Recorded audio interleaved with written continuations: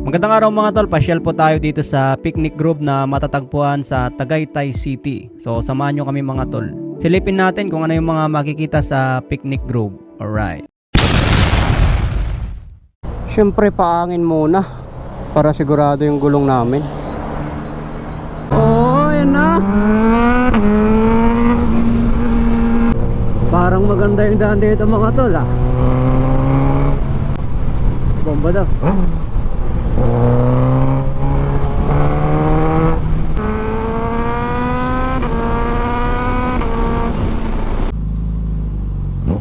Picnic Grove, 75 pesos.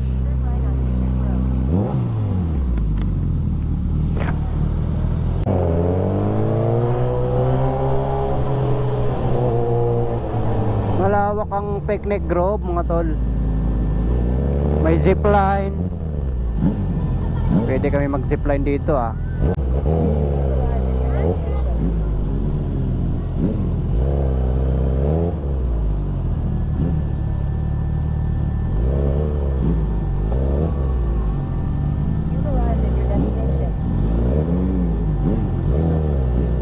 Luwag ng parkingan dito. Okay mga tol, ito na yung papasok sa Picnic Grove. So pasyalan natin sa loob. Tignan natin kung ano yung mga pwedeng makita. Yan po yung motor namin, iwan mo namin dito sa parking. Maluwag yung parkingan. Saka maraming tao nagpupunta rito. Mga bata, family bonding. Hindi problema ang parkingan dito kasi napakaluwag. Saka maganda yung mga puno, malamig. Maganda dito pang relax mga tol. Yan yung zipline nila, maiksi lang. Sasakay sana ako kasi maiksi lang eh. Yan mga kubo. Maganda mag-relax para iwas stress. Marami rin nagpupunta talaga dito, no? Yung 75 pesos entrance. Tapos napakadami. Sulit na rin. Malaki rin pala yung kinikita rito, no? Yung mga bata. Ito yung sa likod. Kung gusto nyo mamasyal. Mga puno. Yung mga kubo-kubo nila. Hanggang baba po yan. Hindi na kami bumaba kasi mayroon pumakyat. Mga hagdanan pataas. Kusina de Maria. Diyan kayo pwedeng kumain. Nakakitang-kita yung taal dito sa taas. Yan yung magandang view dito, yung taal. Wala naman ang ibang makita dito kundi yung bundok, puno, yung taal. So yun lang yung makikita natin dito, no?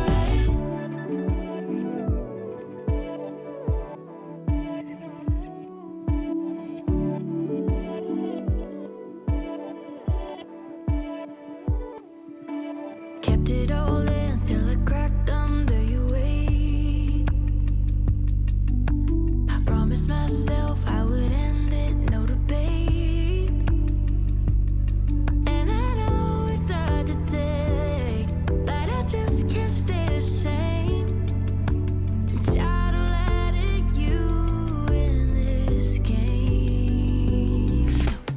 Do your worst, baby, I won't break. I've been doing better, yeah, I'll be alright.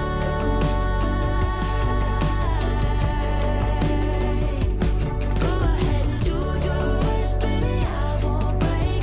I've been doing better, yeah, I'll be alright.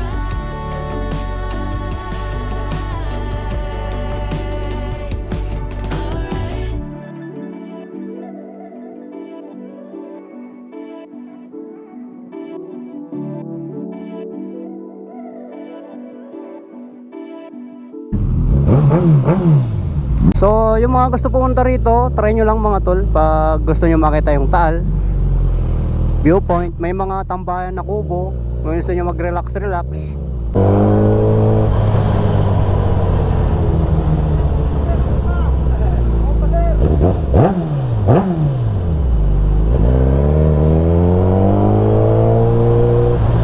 Sabi niya, bomba sir. May makakabayo na pa rito. Yan, kung gusto nyo magkabayo, sakay kayo dyan. Saka meron din silang zipline dito. Kasi maiksing zipline, di ganun kataas.